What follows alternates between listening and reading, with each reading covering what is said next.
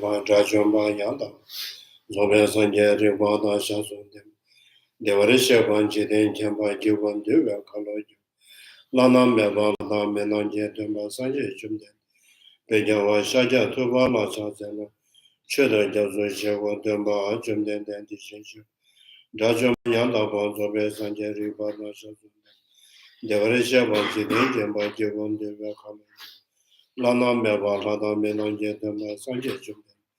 Bejawa Shaja Tuba La Chazema Cheda Jazu, Dumba Jumden Dishinja Rajuma Yanda. Zobe Sanje Ribada Shazun Demban Devarisha, Jiden Jamba Jibun Deva Hano Juba Lana, Tada Menan Jetemba Sanje Jumden, Bejawa Shaja Tuba La Chazema Cheda Jazu, Demba Jumden Dishinja Rajuma Yanda, Ribada Shazun Demban Devarisha, Jiden Jibun Deva Hano Juba Lana Meva Lada Menan Jetem. Sanje Jumden Bejawa Shaja Tuba La Chazema.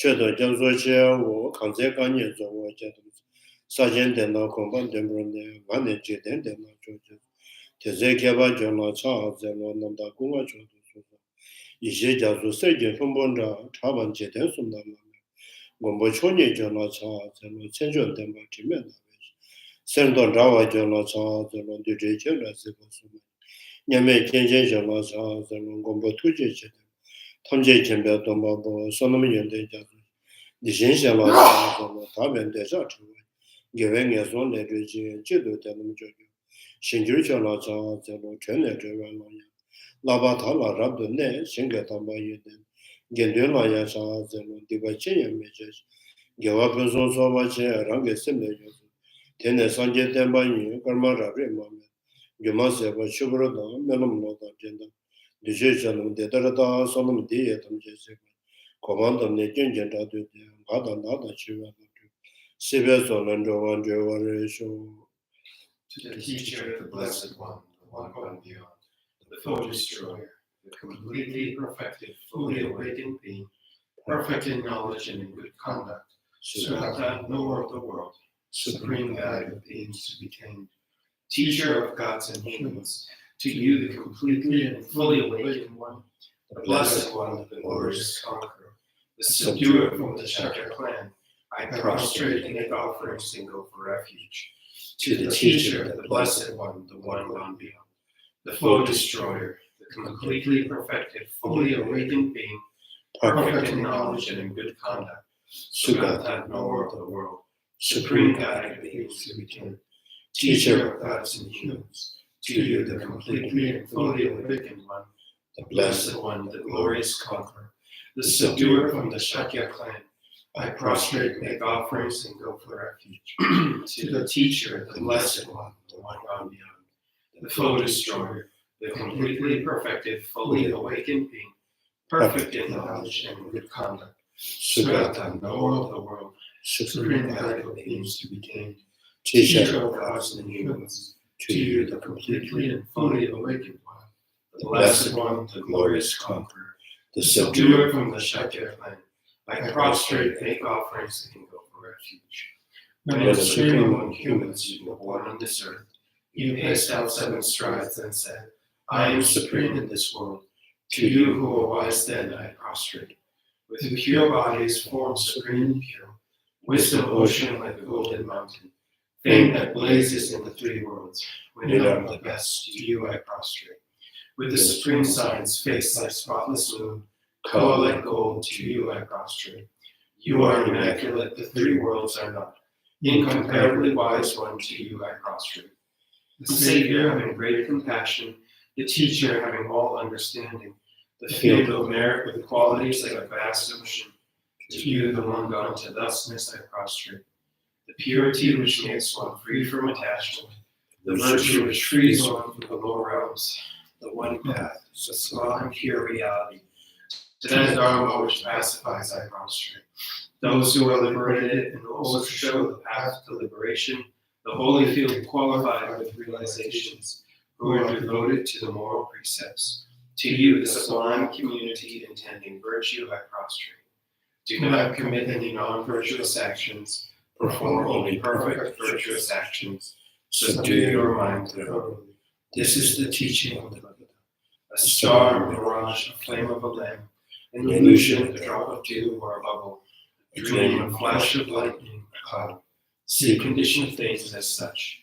Through these merits may sentient beings attain the rank of all seeing, subdue the full forms, and be delivered from the ocean of suffering, of aging, sickness, and death. Sanje Chana Zoje Chana Na Chanju Padun Dane Kenzu Dagin Jeso Jebe Sonam Je Rola Penje Sanje Drubush Sanje Chana Zoje Chana Na Chanju Padun Dane Kenzu Dagin Jeso Jebe Sonam Je Rola Penje Sanje Drubush Sanje Chana Zoje Chana Na Chanju Padun Dane Kenzu Dagin Jeso Jebe Sonam Je Rola Penje Sanje Drubush. I go for refuge until I am enlightened to the Buddha, the Dharma, and the Sangha. Through the merit I create by practicing giving and the other perfections, may I quickly attain the state of Buddhahood for the benefit of all sentient beings. I go for refuge until I am enlightened to the Buddha, the Dharma, and the Sangha. Through the merit I create by practicing giving and the other perfections, may I quickly attain the state of Buddhahood for the benefit of all sentient beings. I go for refuge until I am enlightened to the Buddha, the Dharma, and the Sangha. Through the merit I created by practicing giving and the other perfections, may I quickly attain the state of Buddhahood for the benefit of all sentient beings.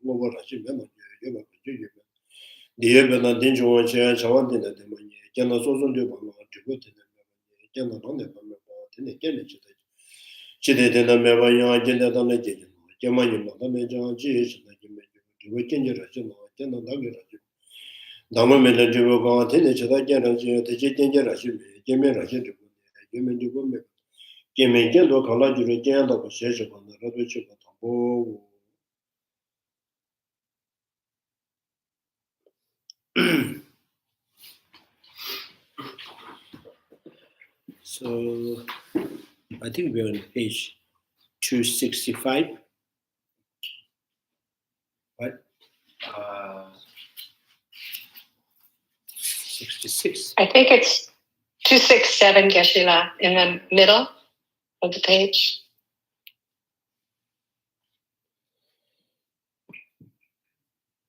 Here or in the Prasankhika system? Okay.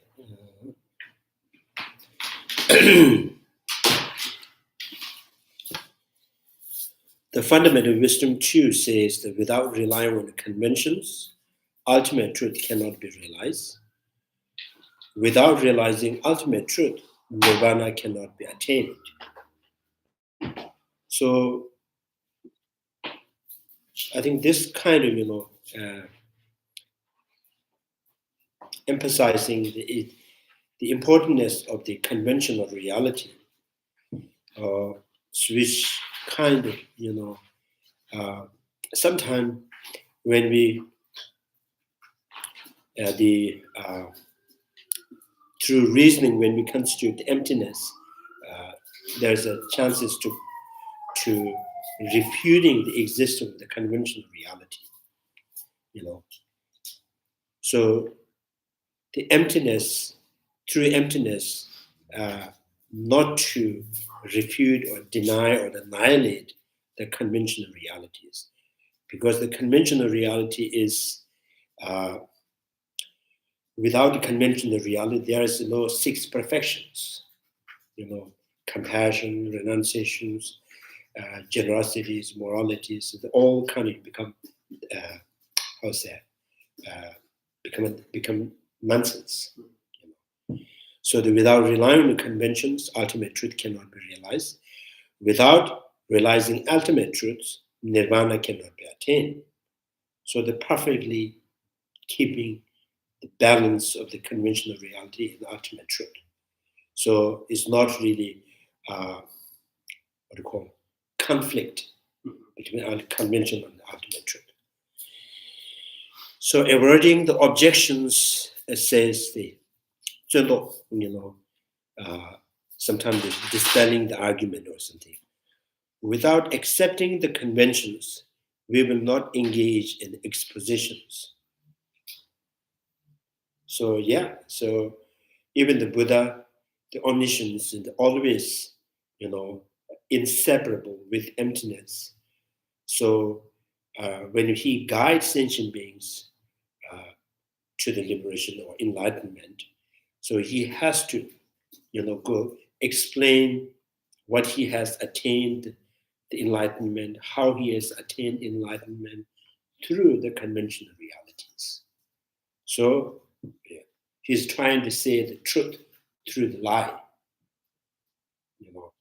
So but when he, conventional reality, through that he, makes the disciple or the sentient beings to understand what is the enlightenment and what is the nirvana. But all these conventional realities are the lie, unreal, and not true. So without lying us, using the lie to introduce the truth.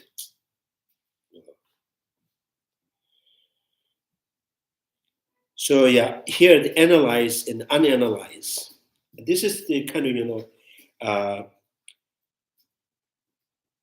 maybe it's in the philosophical terms that use analyze and unanalyze. So we should know that unanalyze means, objectively analyzing. It's not like analyzing how that heat comes from, cold coming from. It's not like that. So analyze means, examining the ultimate truth. Here the analyze and unanalyze refer to analyze or unanalyze, pertain to the suchness. And in this regard, it is critical to understand what mode of analyze they constitute and analyze into suchness. So I will explain this point a little.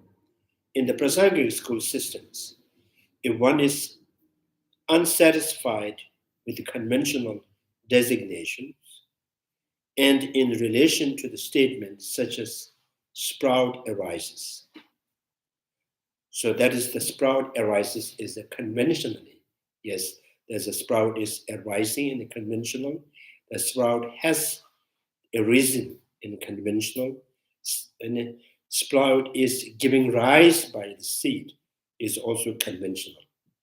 So these conventional realities, one analyze exactly is the referent of the phrase. Does the sprout arises from itself or from others? Now this is already analyzing objectively, because the arising of the sprout or the arising itself cannot be stand with anything that is objectively analyzed, because it is subjective existence, right? And arising is the subjective. So anything that subjectively exists, and when you examine with the objectively, then they could not really stand with that analyze. Does not, yes, from others, so on. From that point on, the analyzed become an inquiry into suchness. So is it arises from itself or from others? Like I said the example, like when you say, oh, this is the east, this is the west. So if you not satisfied with the designations and you want to pinpoint where the east is, so that means you are analyzing some subjectively existing into objectivities, right? Objectively. So any subjectively existing cannot be stand with objective analyze. Right? Like, when the sound of the two hand claps, so then you analyze the sound is coming from the left hand or right hand. So then, because this is relatively exists, so you cannot say this is coming from this hand or not this hand. Right?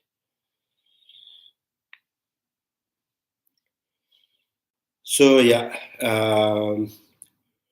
from that point, analyze become an inquiry into suchness. This is entirely different from everyday inquiry based on worldly conventions such as where have you come from or where are you going? So where it is outside or inside. So this is not the objective analyzing.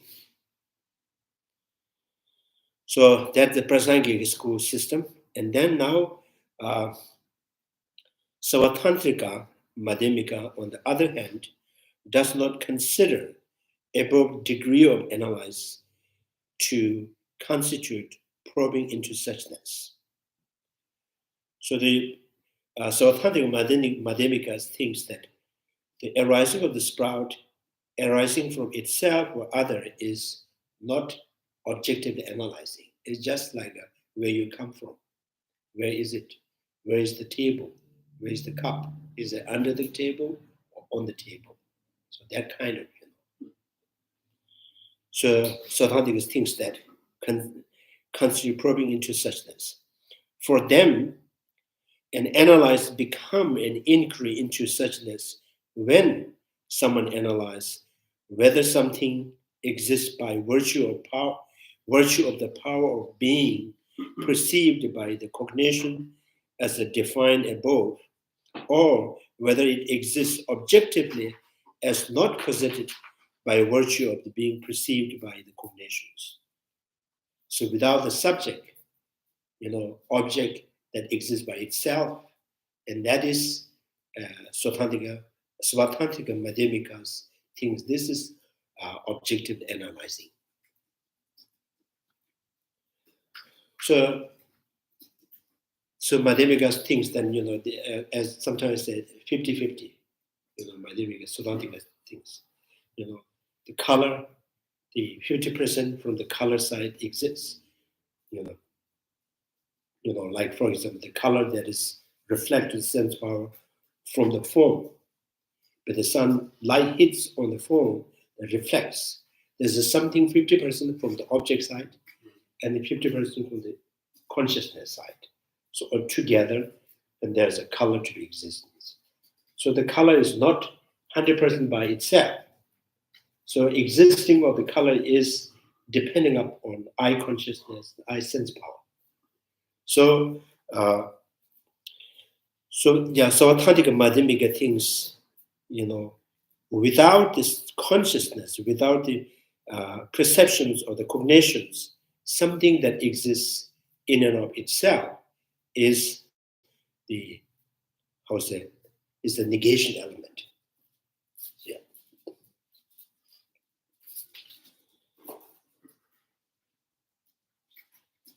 So power of the perceiver, the cognitions, whether it exists objectively as not presented by virtue of being perceived by the cognitions. Thus, because there are two different ways of identifying object of negations, two different boundaries of what constitute and analyze into suchness emerge from them as well. So Prasangika systems, with subject or without subject, anything that exists from the object side is negation element. So that is the negation element. So the Svatandika Madhyamika thinks that, so without the subject, object that exists by itself is the negation element. Now, existing from the object side is not a negation element. Without the subject, with subject, yes, there's something exists from the object side. Without subject, there's nothing exists from the object side. So that 50% of the existence with the color from the object side is not a color enough. It's not enough to be color. So then it needs 50% from the consciousness subject side. So together, there's a color exist. In the consciousness and the form, contact, there's a color exists, sound exists, smell exists, taste exists, exists. It makes me think of that old phrase, maybe I'm not understanding it right. If a tree falls in the forest and nobody's there to hear it, it doesn't make a sound. That's what it makes me think of, that the Madhyamaka is saying, that because there is no consciousness to perceive from that side, that sound or that phenomena cannot exist. Yeah. Right? That's what the object of negation is. There. I think this is, some people, they say like, I heard that this kind of, example used by sometimes the scientist that says, if you put the ball in the box, so that, until the eye consciousness reveal that box out of that, the ball out of the box, and that ball does not exist. Mm-hmm. Now the question is, when you open the box, and then whole history of the ball exists at the same kind of, simultaneously. Mm-hmm. So then the question is, so in that case, the 3 times of the ball only exists with the ball. When the ball is closed, inside the box, there is no present time of the ball, the past time of the ball, mm-hmm. future time of the ball. So how do you really, how do you set the order of the 3 times of that ball? Because the past is pre-exist, right? Mm-hmm. Exists prior to the present. Mm-hmm. So you are saying when the ball reveals from the box, and then the 3 times exist. Mm-hmm. So that is not, it's yeah. Okay, yeah. That's a little bit too smart. So if you want to say this and then just go away, and then maybe okay. Yeah. So you sit just saying that, stating that, and standing here, you get a lot of argument. Right. Okay. So it's kind of like, because I think that's the Schrodinger's cat deal, where like the cat is both alive, or the ball is both in the box and not in the box at the same time until you know. Yeah. Right. Okay. So that's. And the problem being that once you open it up, then it all, like the past, present, and future of that object, then they exist at the same time. Yeah. Right then and there. It's like, well, then what was all that stuff beforehand? Right. Okay. Your proof of having breakfast when you burp, right? Right. Oh, now he has ate breakfast. So without his burping, there's no proof he has had a breakfast. It almost sounds like that's more from this observing side. Yeah. You do not know until that moment, Yeah. which is like uncertainty. And then once you do, So this is, pretty much a little bit closer to the Swatantric middle way. right. So this Swatantric school says they have 50-50%.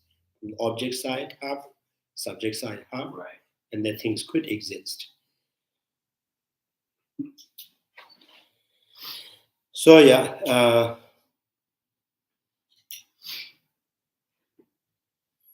two different boundaries of the suchness. Two different boundaries of what constitute analyze into suchness emerge from them as well. Failing to comprehend what exactly constitute analyze into suchness, some defined distinctions in the following manner.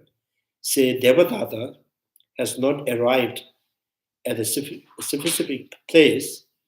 Initially, one mistakenly thinks that he had arrived, but subsequently one examines whether he has arrived, come to realize that he has not. In this way, they characterize all unanalyzed perspective to be erroneous, and all analyze the presentation to be, what's that, veridical? Veridical, like I think Veridical.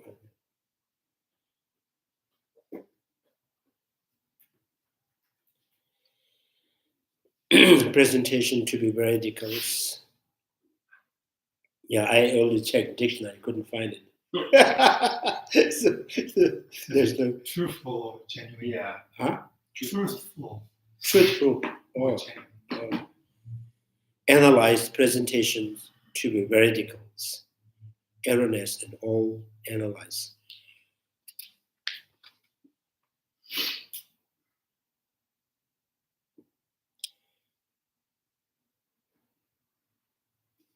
Defines the designation of holy manners, said Devadatas. So this is like, where you come from, where you are going, right? What is your name and where is that cup? So these are not really analyzing objectively. It's not an inquiry into suchness. So the Prasangika system makes more of a distinction that there's conventional analysis, which is more acceptable for more of these questions. Kind of? Prasangika school says the conventional realities should not be dismantled. How to say? Conventional reality is not subject to, analyzed objectively. Right. So, which means, what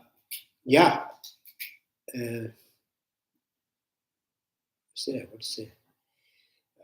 So the Prasangika school says, Prasangika schools, when you analyze objectively, inquiry into the suchness. So this inquiry will negate or refute the intrinsic natures. Right. But what it has left by refuting intrinsic natures, what you left is relative existence. Right. That should be kept as authentic. Right. Anything that relatively existing, it is the authentic, it is the reality, its own way. Reality is relatively exists, like east and west exist, tall and short exist. So again, at the Prasangika schools, the kind of also saying, conventional reality should not be destroyed by the ultimate analyzing.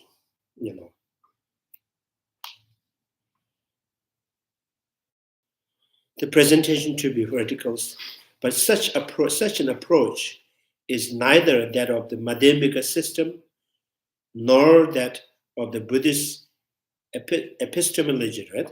Epistemological. Epistemologicals. Brahmanas, schools. For one find in both of these two traditions numerous facts established by the valid cognitions within the unanalyzed perspective. So, this kind of, the Devadatta, has he come, came to village or not, is not the inquiry into the suchness. This is not the analyzing here, right? So what analyzed here, the referring that anything that is you are examining into the suchness is the analyze. Teacher, what is the Pramana school? What is Pramana school?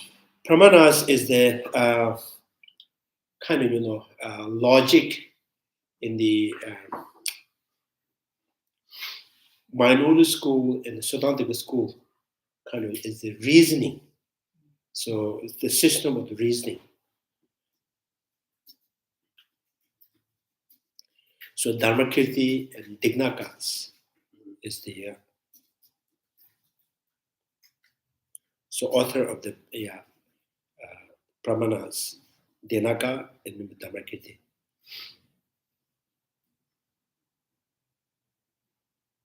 Epistemological, yeah. So unanalyzed perspective, I have addressed these questions extensively elsewhere, so I will not elaborate further here. In brief, we should understand that if one analyzes the fact of the conventional truth through critical reasoning, inquiry into the suchness, all conventional of the everyday world will come to be undermined. Right? So which means the objective analyzing not only dismantling negation element, it also dismantles the conventional reality. It's almost weird because that just makes sense. So sometimes people think that or if the objective analyze is dismantling negation element and the conventional reality both, then and you have no conventional reality. You do not have the you have only ultimate truth. You have no conventional truth. Mm-hmm. So then some says you don't have to worry. If the fire, when there's the fire, you can put the papers, the fabrics, and plastics, and irons, and stone. So what the fire can burn is it will be burned, and what cannot be burned, it will remain. So objective analyze into the conventional reality, what is really annihilating or refuting is intrinsic nature of the conventional reality. So at the same time, it's also dismantle the conventional reality, but it's not destroying the conventional reality. This is like you are putting a stone and iron in the fire. The stone will remain there, without being, burnt. Mm-hmm. It almost sounds like when you do that objective analysis, you're searching for that objective thing, but because as you go through, there is nothing that can be found, that all that's left with is that those things are empty, and thus, is that what you were kind of saying? Like the stone that's left over is the dependent origination, that things... Yeah, dependent origination is a relative existence, cannot be burned by the wisdom of the fire. So this is why, there's a story during the Lama Tsongkaphas, Lama Tsongkapha, when he giving a teaching in the Madhyamika, and among the disciples, so one of the disciples, so one of the disciples. So Lama Tsongkapha explained emptiness, and he kind of, during the teaching, he reveals the emptiness. And then, he almost looked like eyes just fainted, but he was holding on his robe. Mm-hmm. And Lama Tsongkapha says, you have found yourself with robe. Mm-hmm. So it's a conventional selves exist, So he was so kind of, almost like a, fainting, right? But his hand is holding on his rope, which means he's not, giving up existing for himself. Right. So he finds himself from the rope. Right. So it's the conventional reality. So which means the emptiness is still not being able to, refute or negate or destroy the conventional realities. So the emptiness has intrinsic nature of the conventional reality. The conventional reality is still intact, undestroyed. So if someone who thinks, emptiness, through the emptiness, they find nothing existing, and that is the, what you call, over exaggerating on emptiness.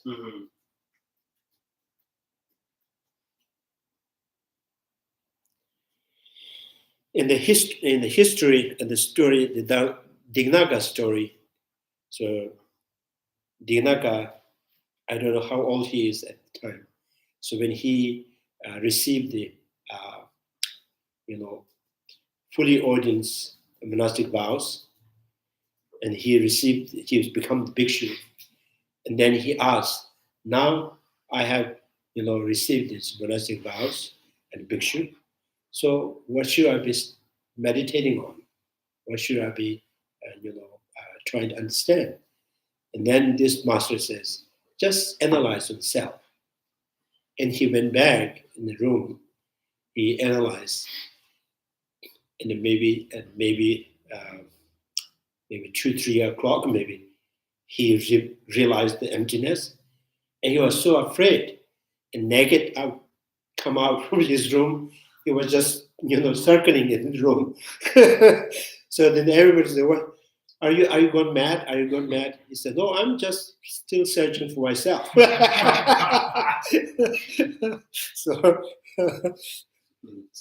So there's still there is no really giving up, existing for yourself.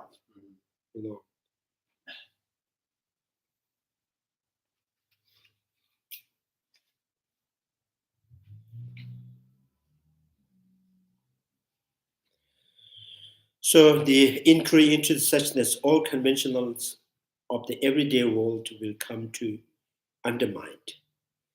The consequences that ultimate truth arises would not be negated. The consequences that ultimate arising would not be negated. So,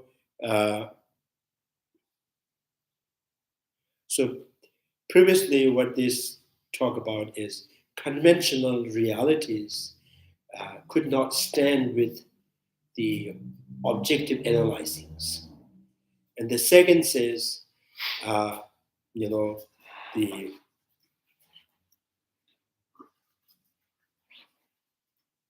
ultimate arising would not be. So ultimate arising would not be negated. It means intrinsic arising as a consequence is not going to be negating. Means if there's the arising, the conventional realities has some kind of intrinsic quality,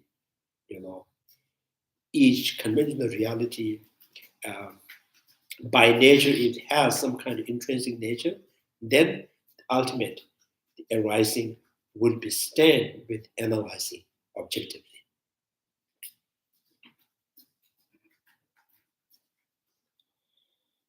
So is the consequences, therefore, the consequence means it is, if there is any intrinsic nature, intrinsic quality in the arising, so which means ultimate arising is not going to be stand with the objectively analyzing or inquiring into suchness, because this inquiry into suchness is negating, negating or refuting existing with the ultimate arising. So in the context of the suchness,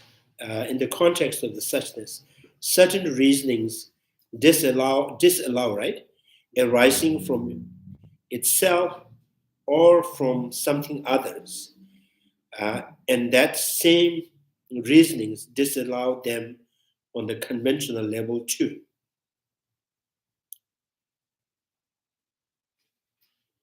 So, which means the negation element you are negating with what? Negating with conventional reality.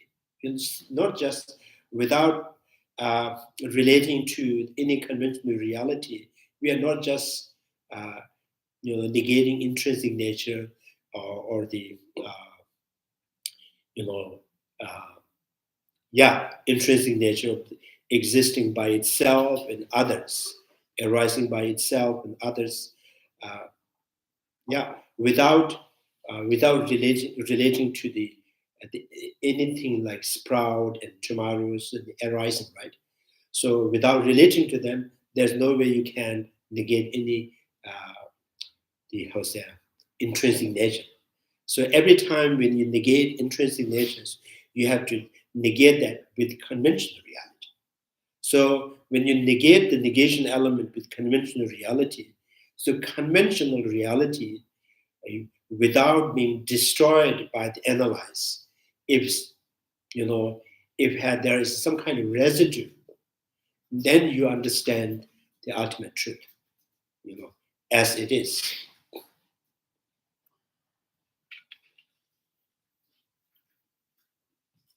Otherwise, it's very, very dangerous, because through emptiness, if you, refuting the conventional reality, and then you may lose the faith in Buddha, Dharma, and Sangha. You may lose the faith in the law and cause and effect. So all of them is a conventional reality. Right? So this concerns, I think this concerns too much in minority school, because in minority school, if you form nihilism, then you will lose the faith in the law and the cause and effect, faith in the Buddha, Dharma, and the Sangha liberations. So that's very dangerous.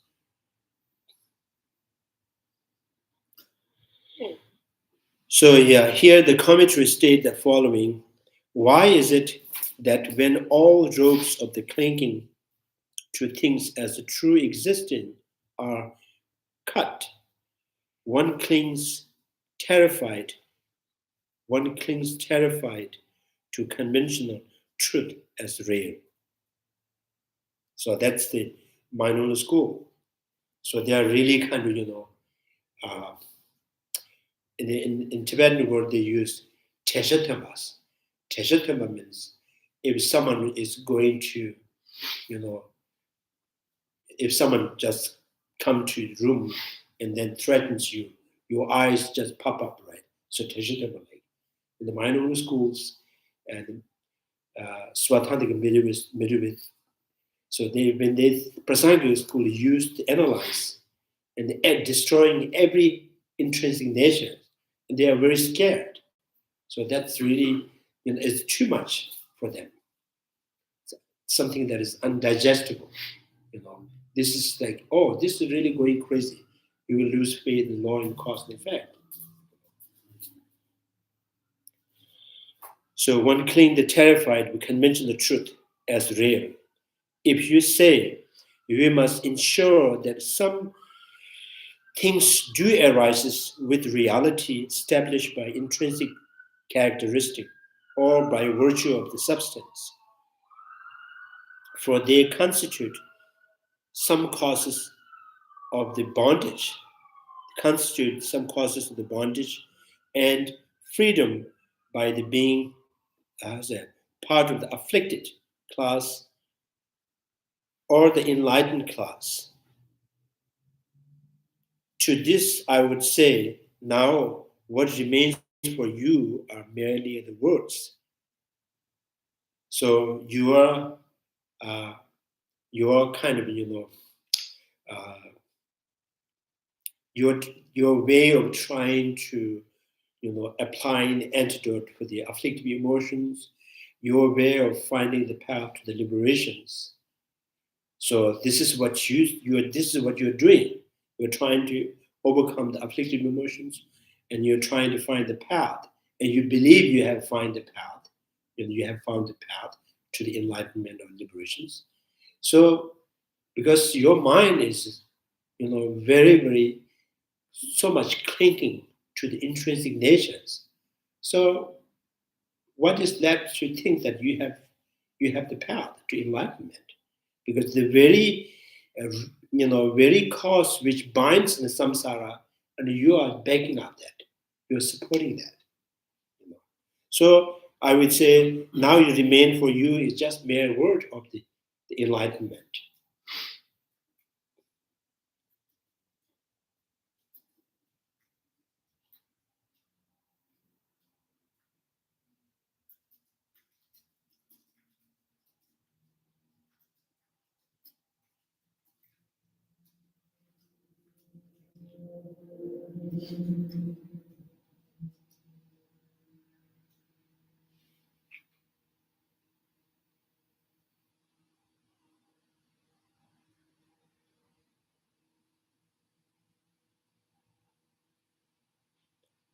Yeah, sometimes like the person who is so much, I would say,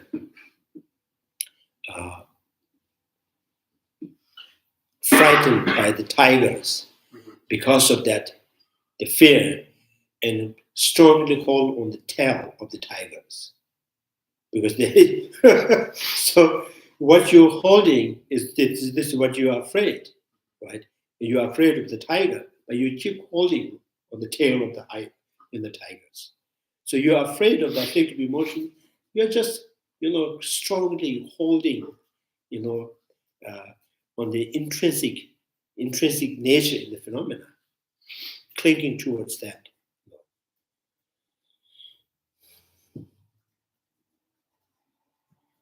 So yeah, now what you remain for you is merely the words.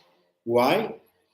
In this context of analyzed into suchness or the ultimate truth, certain reasonings presented above disallows the arising of phenomena such as form from itself or from something others. Likewise, on the conventional level too. So that same reasonings disallow them the arising of form and so on through the intrinsic characteristics. So by what means of the valid cognitions then is your intrinsic arising established? It is not. So the Prasangika school is convincingly saying that, so what you are asserting or what you are claiming, the intrinsic nature in the phenomena,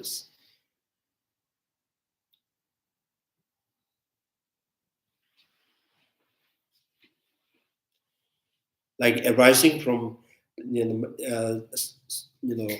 autonomous middle school thinks that arising from by itself maybe not truly exist, but arising from others is truly exist. So then the question is arising from others, and then if there is anything that arises has to be arises from others, then the cause has to be other or the different from the effect. If every effect is different from the cause, right? Then each, what you call each event, like for a minute has a 60 seconds. Each seconds has to be different from the previous second. So the minute cannot be remain, how's that? So if the different, and then there is no there's no way you can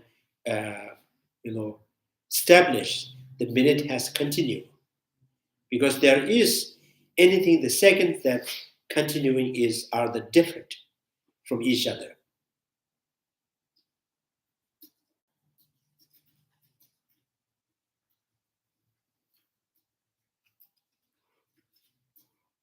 So then you probably would say the barley sprout is the continuum of the barley rice seed. Rice sprout is the continuity of the tomato seed. Why not? They are different, right? So if different is not a continuum, and how the 60 seconds within the minute, they can continue, right? If the seconds could not continue, and how the minutes continually exist.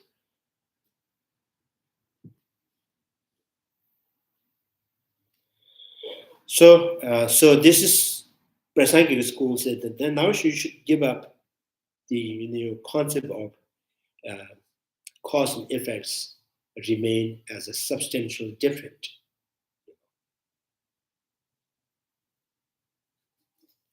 So in that case, every day yourself, every morning you are a different person. You are different from yesterday. Yesterday was different from today. Today is different from yesterday. And tomorrow will be a different person.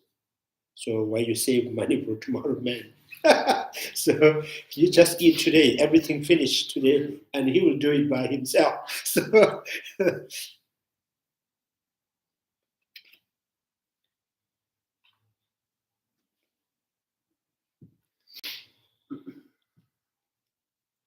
So yeah, therefore the Chandrakirti state arising by virtue of intrinsic characteristic does not exist on either level of truth. So the intrinsic, the characteristic, does not exist on either level of the truth. There's no intrinsic, existing, and ultimately there's no intrinsic existing even in the conventional realities.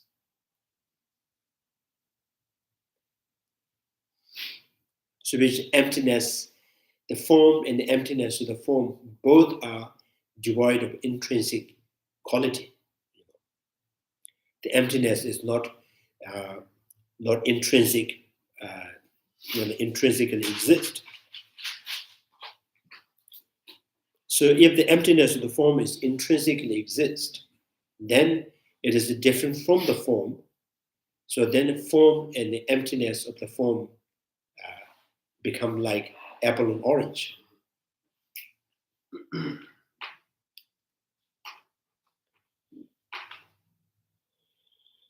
So yeah, you may not like this, but you should undeniably admit it nonetheless. So you cannot say emptiness and the form are like apple and orange, like different. So you can, if they are not different like apple and orange, and similarly, the barley sprout and the barley seed is not also apple and orange like different. This is specifically talking to mind-only school, or this is Madhyamika, yeah, Swatantikas, yeah, Swatantika. There's a two, they sounds very similar. Sutantika and Savatantrika, Sutrantikas means sutra is a sutra, Buddhist sutra. So the Sutantika means because Sutantika, not like Vaibhashika school. Vaibhashika schools, they are the main kind of study is based on is not on the sutra, is the meaning that explained by the masters, the collections of each master's the code and put together as the great expositions. So the Vaibhashikas follow this kind of, and then many of the Sutantika masters says, so you think you are following the Buddha's teachings, and then many of those masters who has this kind of written like passages, there are many passages. Some of them are not even arhat, some ordinary person. So you're just collecting those statements, put together, make the great exposition, scriptures, and you follow that. So the Sutantikas, they don't like this kind of thing. So there's a weird, purely relying on the sutra, what Buddha has taught in the sutras. So we don't really, follow or decode anything that other than the sutras. So that's what Sutantikas means, like that.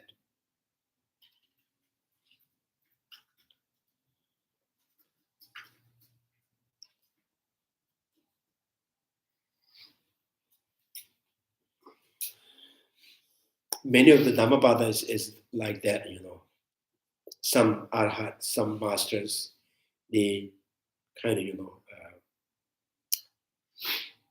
write something, or this was taught by Buddha in this particular place.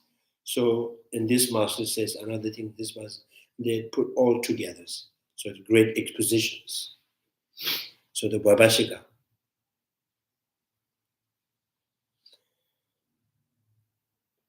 Savatantrika means, Savatantric is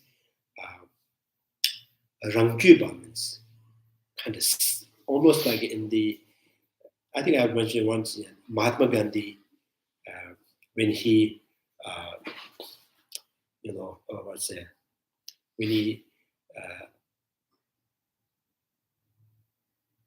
he created the concept, the self-reliance, without relying on the British. So he taught people, don't buy rice, onions, fabric from the British stores. You have to make by yourself. So that he says named Savaraj. So here, Savatantrika means, self-existing, so self-arising or self-existing madhyamikas. That's.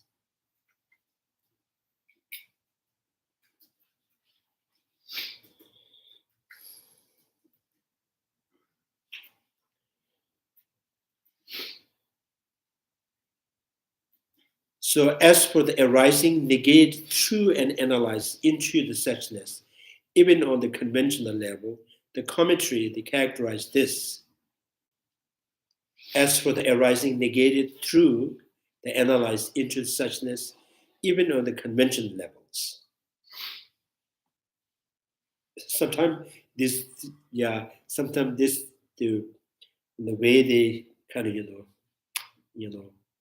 the sentence confused people. So even in the conventional level means maybe there's another way of negating intrinsic nature. So this is why I am saying that Buddha taught the ultimate truth through lies. The language always lies. The commentary characterizes this in this commentaries preceding the relevant root text as an arising, possessing a reality born of the substance.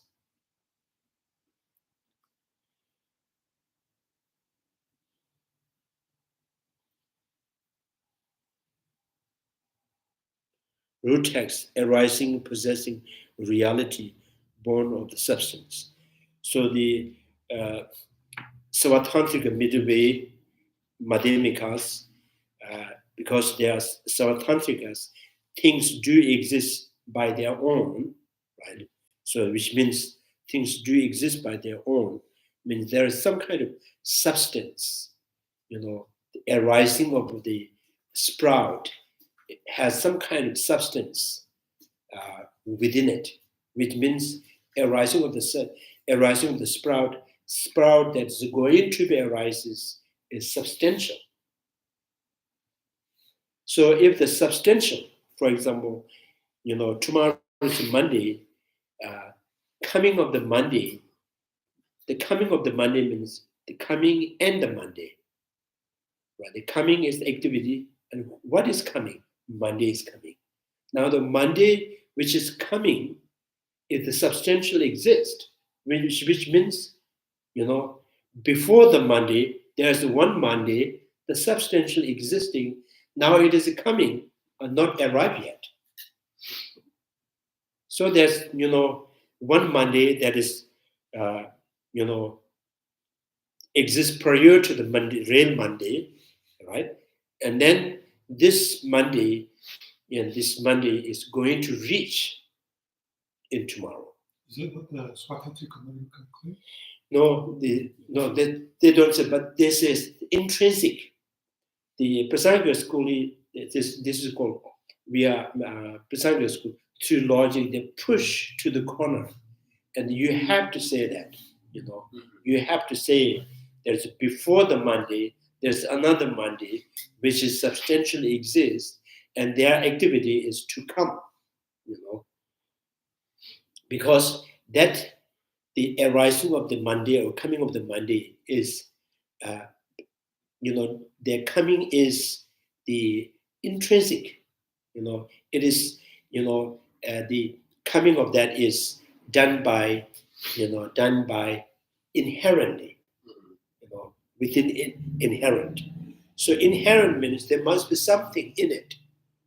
So that, yes, this is the coming, right? Now this hasn't come yet.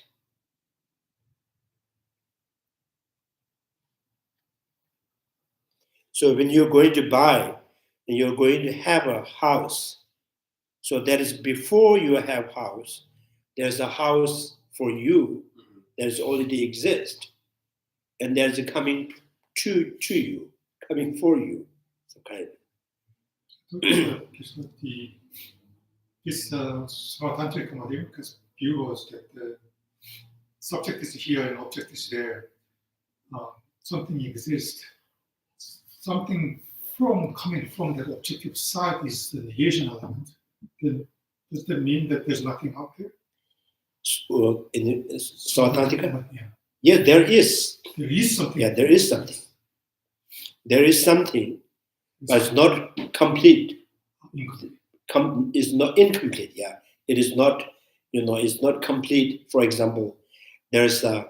For example, when you put the like table out there, and then in the dark you don't see it. When the light hits on the table, and that reflects. Oh, so that's why I think. Yeah, there's a something that is the intrinsic nature of the color, where it comes from. So if there is a something to come to the eye, and that thing is, intrinsically there. So now the question is, intrinsically there means, is it there before the eye consciousness? For example, school said no. With eye consciousness, yes, if there is a coming, yes.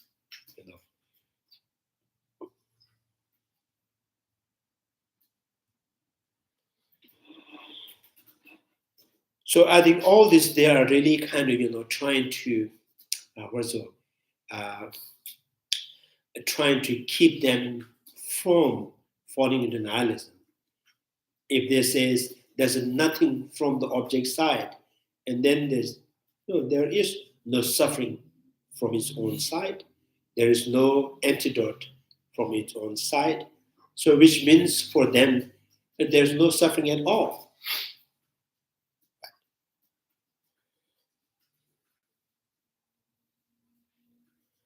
So the arising, the possessing a reality born of the substance.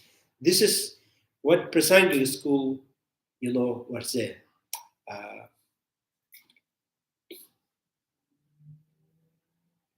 Sometimes the philosophical term they use, pungpu. Pungpu means, like,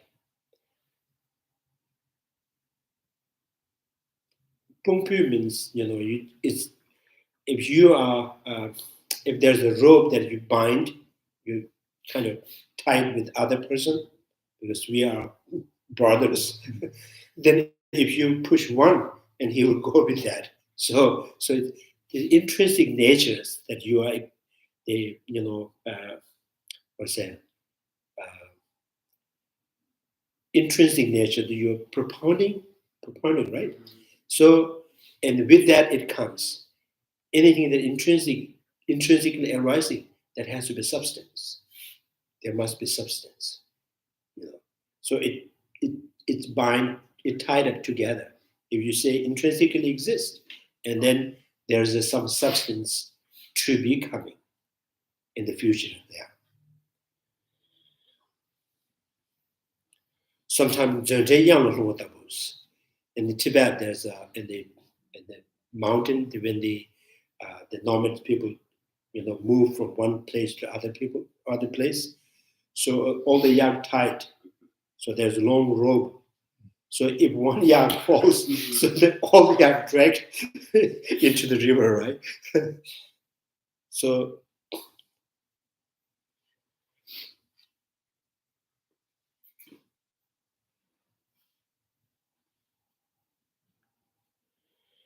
yeah, the subsequent, summary, the statement explain it is well in the same manner. So therefore, it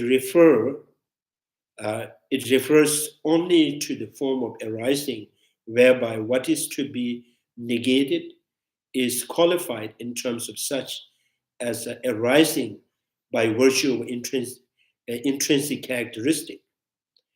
So it in no way refer to the arising per se, right? So it's not negating arising, the very concept of arising. It is saying this arising of the sprout is conventionally, relatively exists, but there is no any intrinsic nature. So not in way that refers arising per se. For Chandrakirti stated on the countless occasions that it is inappropriate to apply the ultimate analysis to the fact of the conventional truths. So, when you go to the doctor, says, go to the doctors. I have, my leg has the problems, my, left hand has a problem or head has the problems. And the doctor should not be analyzing, where is you and your hand? If the doctor said that, she is destroying the conventional reality, So, and then if the doctor says, maybe just tomorrow, just, you deliver your hand, you just stay home. Because you and your hand is different. So you just stay home comfortably. You just send your hand to me, so I will check. So that kind of is destroying the conventional reality.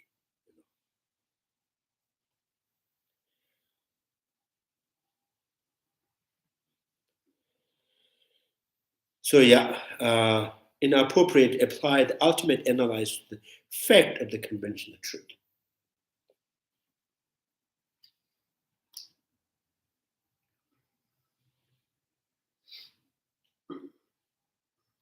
In the workplace, people says, "Oh, tomorrow is Saturday. So Saturday is coming." So then say, "Where is the Saturday is coming?" So where is it? Which place, which side, which direction? There's a Saturday that you are so excited to see. So there is no Saturday, right? Saturday and Friday. But Friday you can say Saturday is coming. So that is how you are kind of devaluing the conventional reality.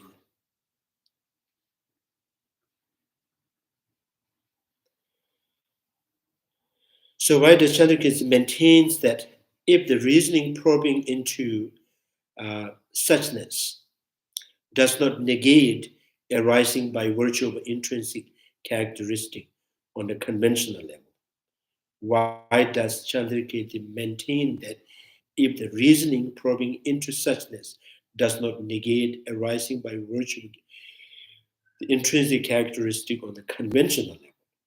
Why does?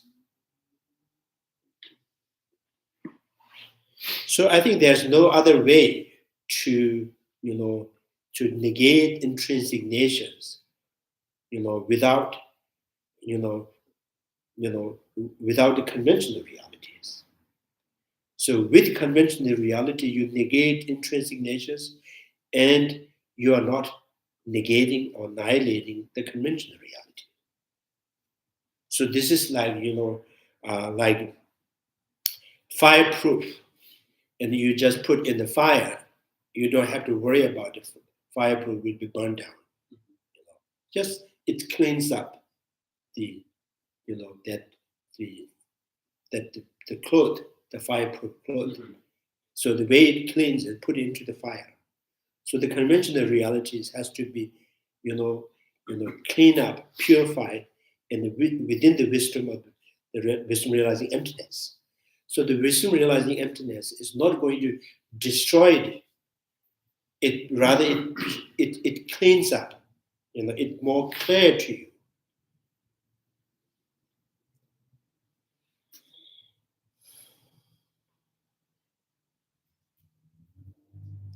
So it would mean that ultimately established arising remains not negated as well. So it is because the moment something is characterized as existing by virtue of the intrinsic characteristic, so this in itself constitutes true existence. In that case, Chandrakirti maintained it makes no difference whether one applies the qualifier on the conventional level. So it's, there is no way you can negate intrinsic nature, and not, not examining a conventional reality. So conventional reality, inquiry into suchness with conventional reality is the only way to understand the ultimate truth. And that also, makes through that its conventional reality become so clear to you how this relatively exists. So otherwise, because when you see the conventional reality, you conceive or imagine or perceive any conventional reality, there's always, the misconceptions ensue with your perceptions. Then that projects to what you are conceiving, what you're imagining, what you are perceiving has some kind of intrinsic natures, intrinsic qualities. So therefore, when you meditate in the emptiness, or when meditating on the impermanence, or you are generating the renunciations, so without realization emptiness, so meditating on the compassions, you see the sentient being is intrinsically existing. You see yourself as intrinsic nature. So you and your sentient beings, the gap between you cannot be, removed. There's a gap between you and the sentient beings. So how much you try, many lives generating compassions, you may be a compassionate person, but you don't really see sentient beings are part of yourself.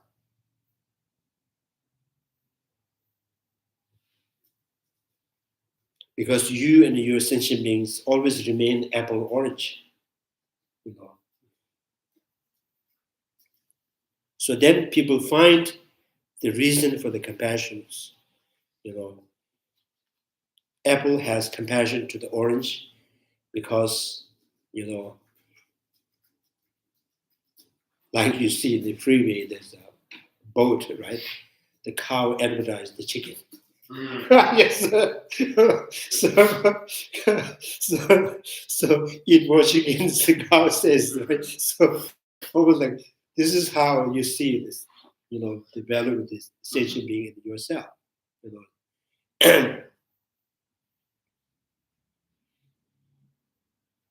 I think in that case, the way the generating compassions is most, people who see the intrinsic nature of the phenomena, and that suits the 6 cause and 1 effect is more suitable for generating compassions.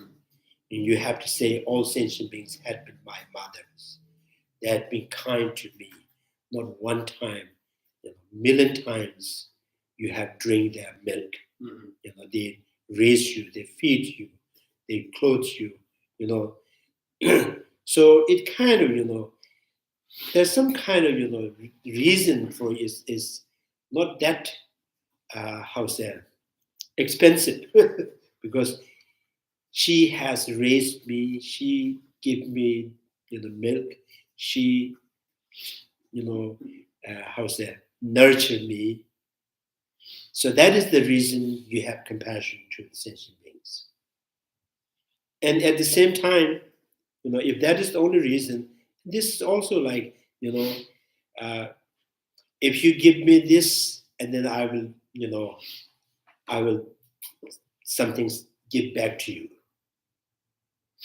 This is the like mundane, this is how keep the relationship, So when the guide to the Bodhisattvas, Shantidevas, because the Prasanga school point of views, he thinks it's more suited, exchanging self to the others, because there is no you and others has an intrinsic, there's no substantial different.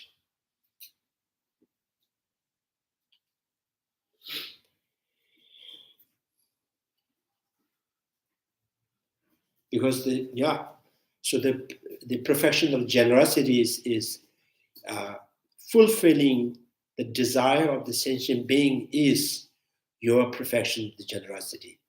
Is yourself being enlightened is through fulfilling the desire of the sentient beings. So you and the sentient beings there's no like one is supreme and the one is inferior.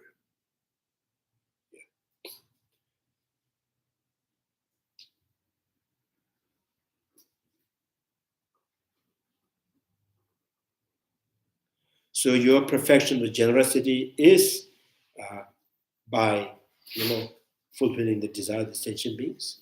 Your perfection of the morality is there's this morality is the sentient beings disciplining any kind of restraining any harm from you to the others, right?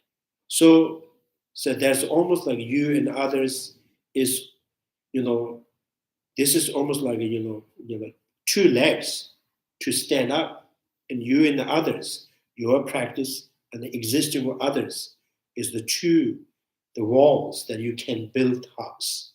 So the very house is relying on both. Now you cannot say this is important, this is important.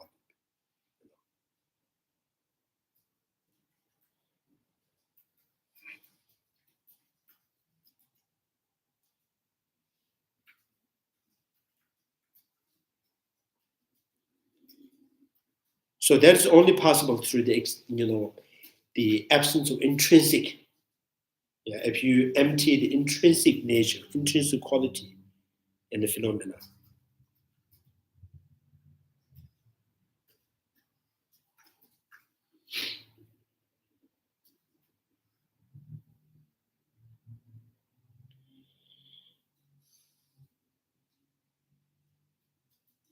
So it is because the movement, So conventional, it would mean that ultimate established arising remains not negated as well. It is because the movement is something characterized as existing by virtue of intrinsic characteristic. This in itself constitutes the true existence. In that case, Chandrakirti maintains it makes no difference whether one applies the qualifier on the conventional level. Now there are countless instances in the sutras, in the writing of Nagarjuna's father and son. So Nagarjuna in Ayadeva, so father and sons.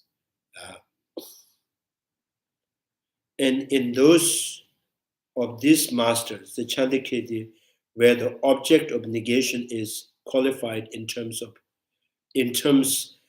such as by virtue of intrinsic characteristic, through intrinsic natures, by virtue of an essence, and so on. Furthermore, as we saw above, Chandrakirti even takes some fellow Madhyamikas to be object of critique when he is engaged in such negations.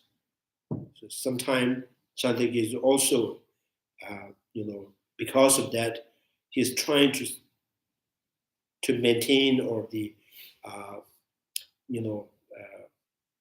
when you try to clarify the authentic,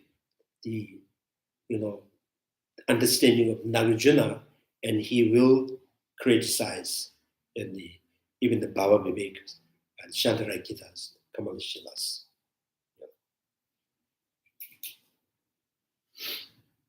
So sometimes, there's a Dinaka and there's a Dharmakirti.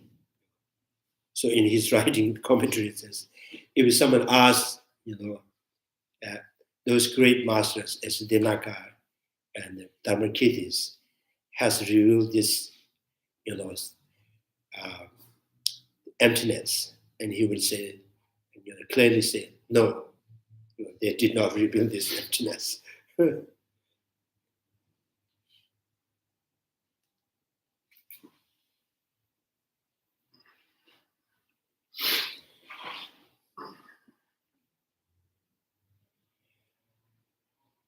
So indisputably, it must be accepted exactly in this way. Otherwise, conventional truth will come to possess objective evidence. So would it not? In that case, it would then become the suchness itself, not the conventional. So everything, all the conventional become the ultimate truth. And you don't have, and you don't need emptiness, because everything is true by their own essence.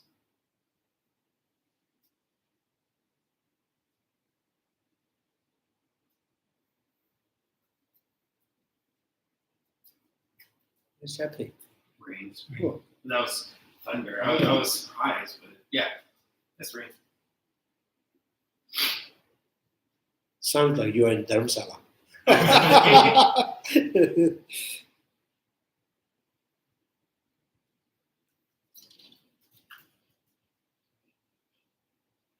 So any questions now? One that I kind of thought of was how, in terms of Tsongkaphas really says that you have to use conventional reality to see, to prove emptiness, using seeing the truth through the lie. I guess the thing that kind of leaves me with is, like, how is it then that you can work with conventional reality? Because it kind of reminds me of like how everything's illusion like. That's the phrase that's used. That it's like, okay, like there isn't an ultimate reality that like I look to and that is separate from everything. It's part of it. How do you like work to see conventional reality as almost like an illusion? How does one get to that state of kind of accepting, oh, it's empty, but not just kind of going back to conventional and being like, oh, this is real. Like, I don't know if that makes sense. Yeah, it makes sense. Not today. Yeah. Okay. Yeah. Big question. Okay. Yeah, I think that's the important. Yeah, to get this point, you have to understand how things are. First you have to prove that how things can be illusion-like existence. Yeah. So to bring to that point, the things is like everything's like illusion-like, and the first we go easy part. What can be understood more easily, the illusion-like phenomena. So then it says like the real illusions, reflections, mirage, dream. So now say in the dream, in the dream you're almost kind of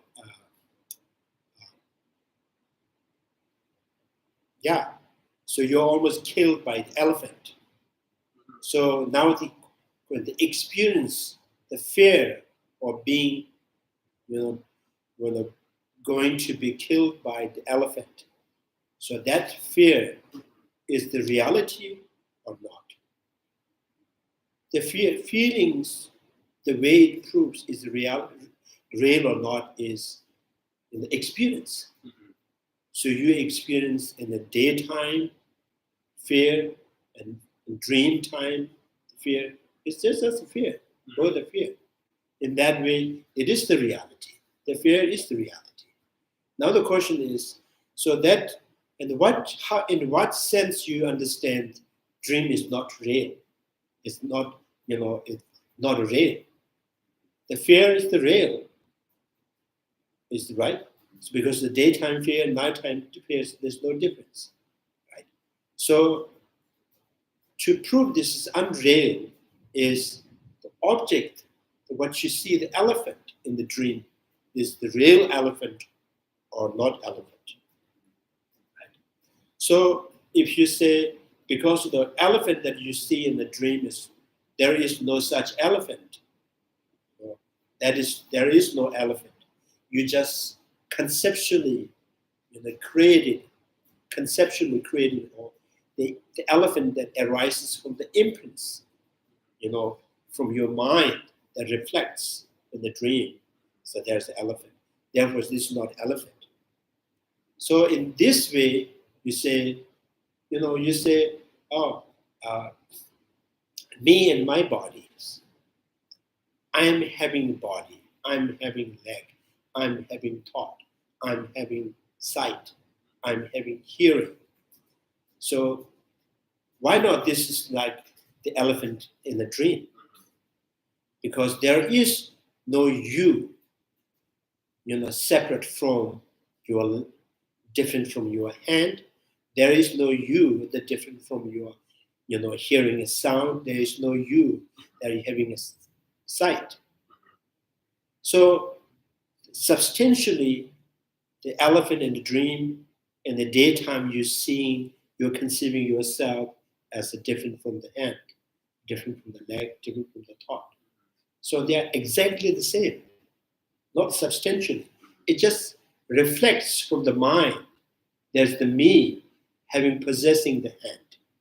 There's the me having possessing thoughts and the experience. So that is also you having hand is like a dream elephant. Because it both reflects from the mind. So it sounds like before we can even try to work on understanding how everything is an illusion, you have to understand how it's possible, first and foremost, for things to be illusion-like. So that is also illusion-like, right? The same. And the second is, maybe that's true, these mental projections. But we see things with eye and nose, right. Yeah. So how do they really exist like illusion? So, and then there's so the object you have, there's one notion of sensual object. There's notion of sensual object, but it is conceptually constructed. But you believe, it's a sensual object, like a bread. So you think it's sensual object, right? Bread, the table, house, car. Those you think it is directly perceived or apprehended by the sensual perceptions. But when you closely kind of and examine again conventionally, the bread meant to you is not just the color. The bread meant to you is not just the smell of the bread. As the bread meant to you is the whole, which contains the color, smell, taste, textures. Now the question is, that kind of consists of the four substances. Through what sense you have experienced? Through what sense you have perceived that? Is it the eye consciousness that sees the bread consists of smell, taste, textures? Or is the nose consciousness that smells that the bread consists of four substances? No. So the bread meant to you is the consist of four substances that is conceptually constructed. So that is also conceptually constructed, no substantially existing, so which means again it's like exactly like a dream elephant. It reflects, it projects, by the mind.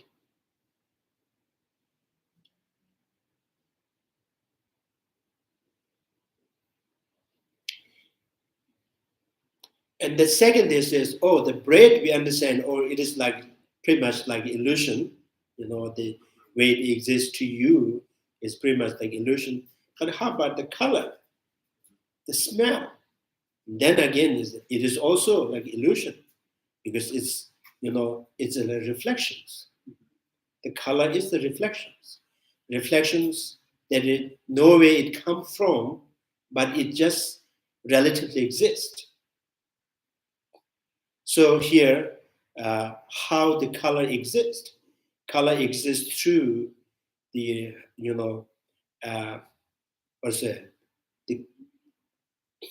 the complex of the light, space means distance with space, and then the form that kind of get the light hit on, and then there's a sense power that reflects the light hit on the form that reflects with sense powers. So all together, there's something to perceive as a color. But when you try to examine that the very color, is it there in the form and there in the light, there in the space, there in the eye sense power? No way it can be found. So, but it is existing. Now it's like moon reflects in the water. So you can see, every day you look at your mirror, you see the face, right? So that the reflection that you're looking at, and then understanding your face, where is the problems. So the reflection is not the real face, but through that way you're trying to understand your face. So that the way the color existing is like reflections. That's why Buddha mentioned dream-like, illusion-like, reflection-like. So Kama Ravi Mamedas, the precious to Buddha Shakyamuni, at the end was there. A star, mirage, flame of flame, an illusion's drop of dew, a bubble, a dream, a flash of lightning, a cloud. See conditioned things as such. So in the reality, they do exist, like relatively. It's just creation, just many things together. Something become the knowable or conceivable or perceptible to the consciousness. So this is how the things exist. So there are really, none of those objects has any intrinsic quality.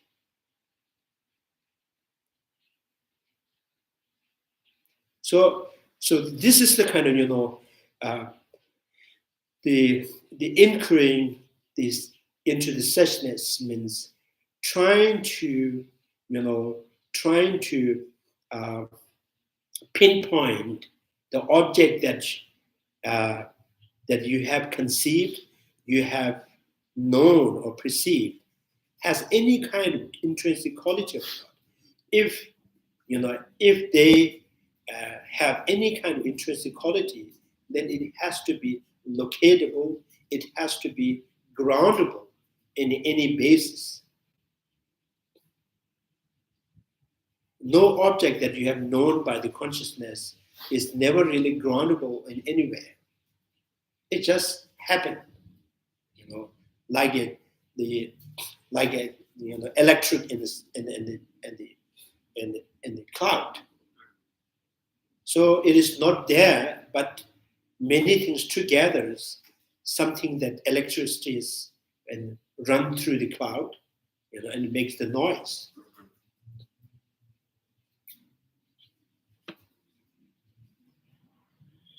So the Prasangika school said this is why things are like illusion-like phenomena. Any noble objects are it's a creations. It just appears to the mind as an object, but they do not have any essence by themselves. They are not really actually groundable in any inherent basis.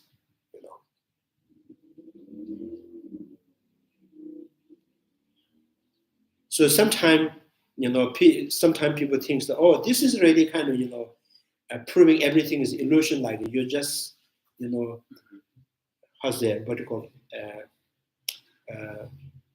undermining the value of the conventional reality.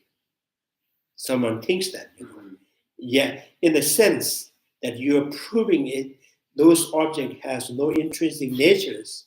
If that is what you mean, undermine the value, yes, we are doing that undermining, But if you say you are undermining the very notion of the reality, no, we are making that more clear to you. This is how things exist. So we are clarifying the reality.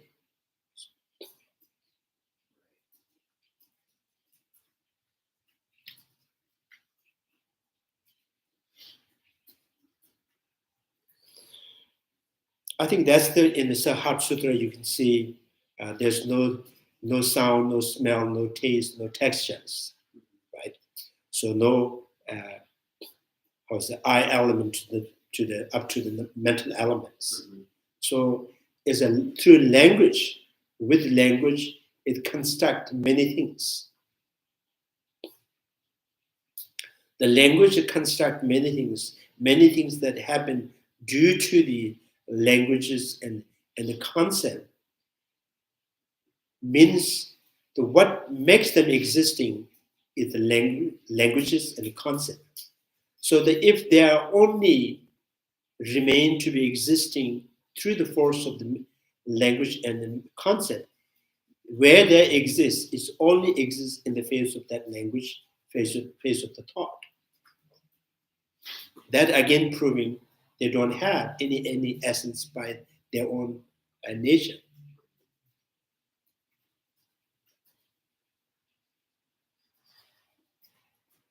So yeah, this you can apply to many, like for instance, and yourself and others.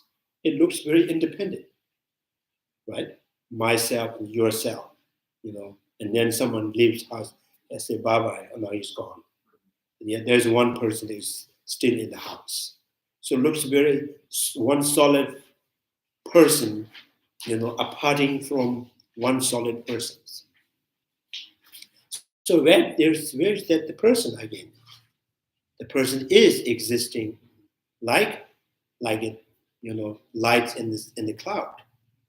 So the consciousness and elements, function together, mix together, right? Mix together. They are not become one.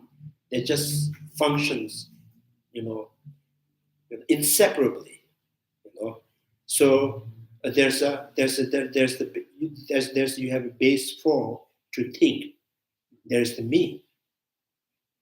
So, but still, that me is not the part of the elements, not a part independent from the elements, right? So the person is existing again, like reflections in the mirror.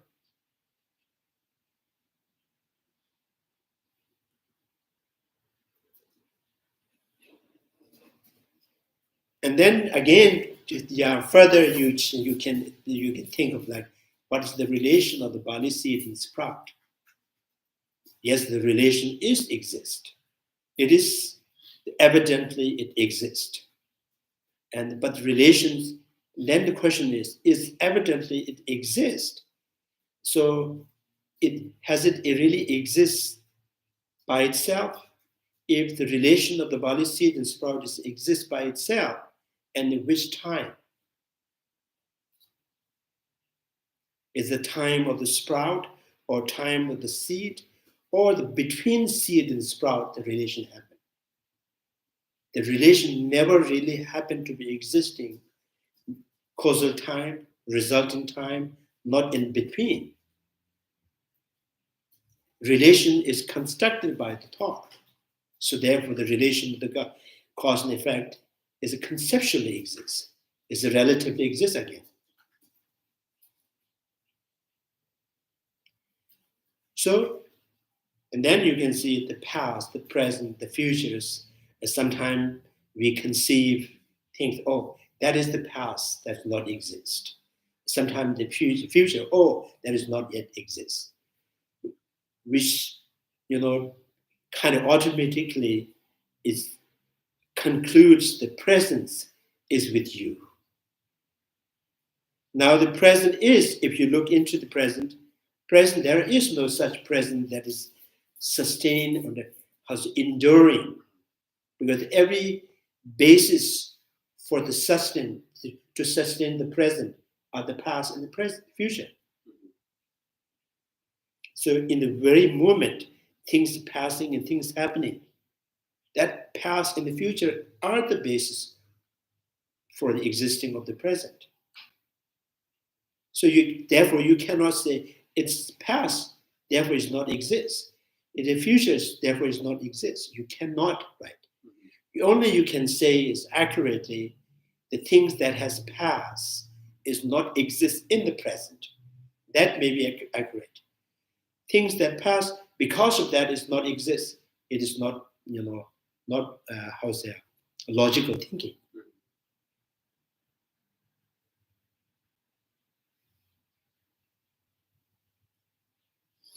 So yeah, this is why the illusion, all the phenomena is like illusion, like reflection, like dream-like phenomena.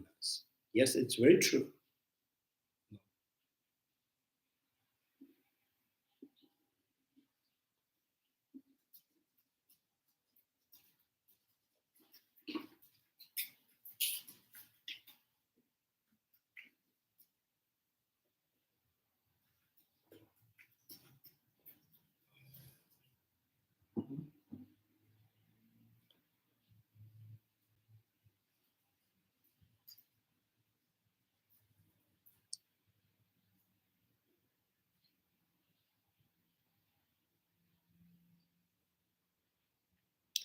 So in Chandrakirti, Nagarjuna's chapter 25th, the last stanza of chapter 25th, Sanjay Kandoyi Sula Chunga. So there's one line says, Kandoyan Sanjay Buddha has, in anywhere, anytime, has taught anything. So the very suchness is not really,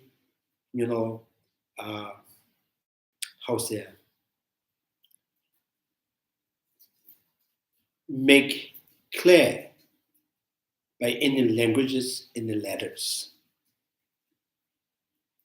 So that the ultimate truth cannot be shown to you, directly by the language and the terms.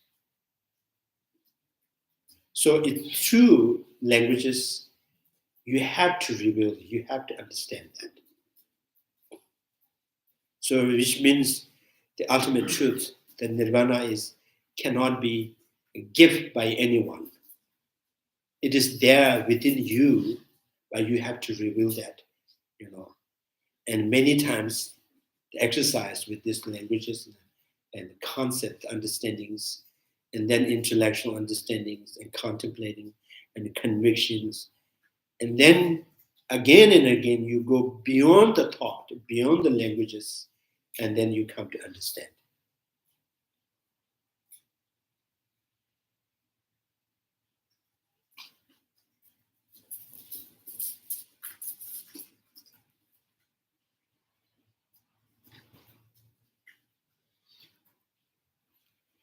So Naga Buddha, one of Nagarjuna's disciples, Naga Buddha, says that Changju, Changju Sujan, Jima in Changju Sujan, Zima is. Ransim Yosu Shibana, Tela Sanje Sanjijus. So your enlightenment is not held by someone, right? Or your enlightenment is not given to you by someone. And by understanding thoroughly your consciousness, the function of consciousness, and you are the Buddha, you are the enlightened, right? So that's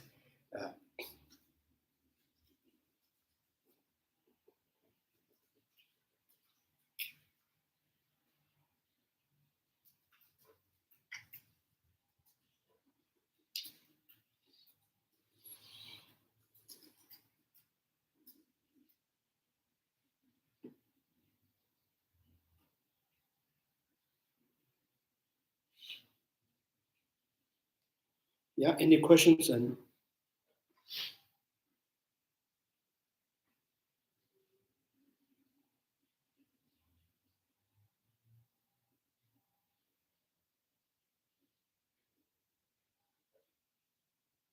no questions from Julie and Elise.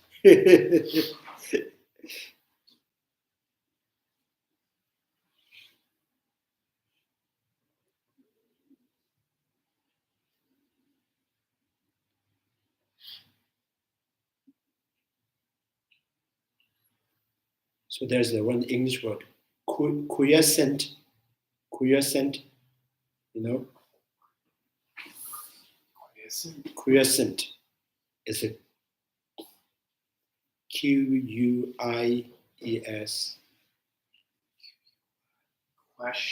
No, quiescent. It says.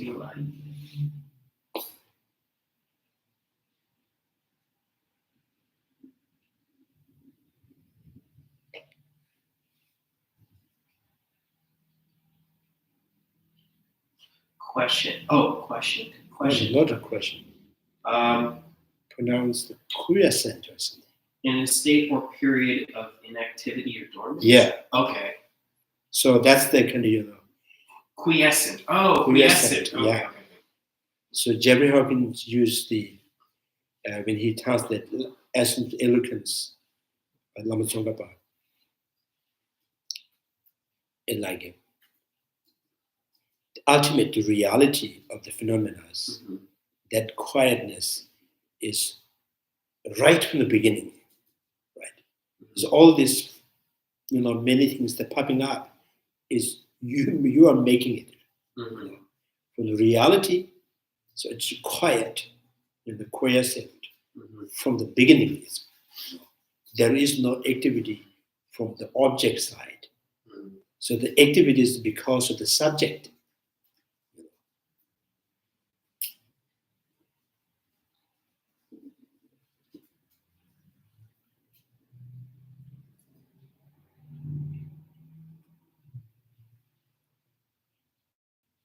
So that's probably you can see when you see meeting with peoples, and the way you talk and the reaction of others, and sometimes make the relation worse, sometimes good, sometimes excellent.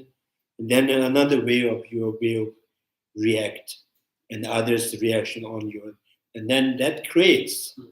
It is not there the good conditions, the bad condition, and you say, "Oh, I want the good condition." You hold on that. There's nothing because it's just happening all the time.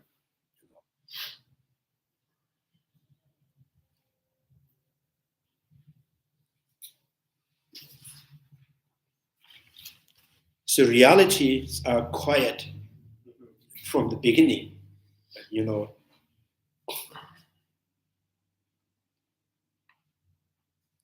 That's why Buddha can, stay quiet forever. So if the reality is popping up all the time, so how can Buddha always in the meditation state, meditative equipoise state? Because he has to react with reality.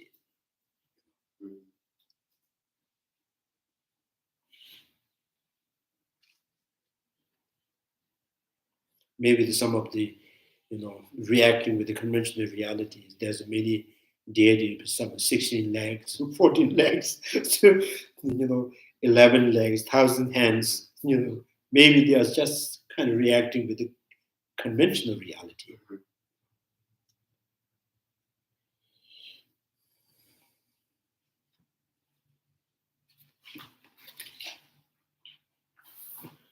So yeah, we stop here, 269. No questions? Chanju Simjo Rinpoche, Majebana, Jejuji, Jebanya, Mevanya, Kondo, Pevaji, Onye Tawa Rinpoche, Majebana, Jejuji, Jebanya, Mevanya, Kondo, Pevaji, Pama Simjan Tamje, Dada Denjuji, Nyenjo Tamje, Tadu, Tonga, Chanju Simba, Kanda Sushu, Dada Gunje, Molom Jujuji, Kajeja Yokovishi, Panda Devama Nuju, Cheresama, Denzinjazu, Shabesede Badu, Denjuji. May the precious Bodhi mind, not yet born, arise and grow. May that born have no decline, but increase forevermore. May the precious mind, realizing emptiness, not yet born, arise and grow. May that born have no decline, but increase forevermore. Due to all these merits, may all Father and Mother sentient beings have all happiness, and may all the lower realms be empty forever. Wherever there are Bodhisattvas, may all their prayers be accomplished immediately. In the sacred land surrounded by snow mountains, you are the source of all benefit and happiness. O powerful Chandrakirti and Gyatso, remain in this world until samsara ends. Thank you very much.